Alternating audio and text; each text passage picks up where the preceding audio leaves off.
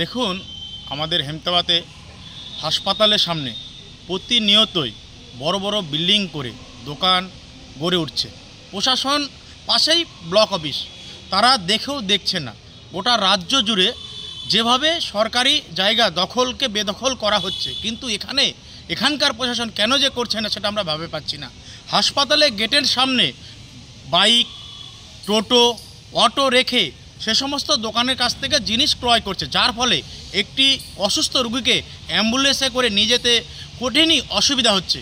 আমি ধিক্কার জানাই এখানকার যে প্রশাসন, এইভাবে মনে হচ্ছে আমার এই সমস্ত দোকানদারের কাছ থেকে প্রশাসন মোটা অঙ্কের টাকা খেয়েছে, যার ফলে এই হাসপাতালের সামনে ক্রমাগত বেড়ে উঠছে অবৈধ দোকান।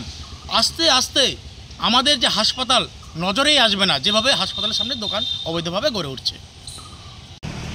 আমরা এর আগে 3 স্তরে আমাদের একটা মিটিং হয়েছিল, সেখানে বিএমএইচ, আইসি, বিডিও সাহেব ছিলেন। সেখানে আমাদেরও ব্যবসায়ী কল্যাণ সমিতির সম্পাদক এবং সমিতির সদস্য কিছু বডির লোক ছিলেন।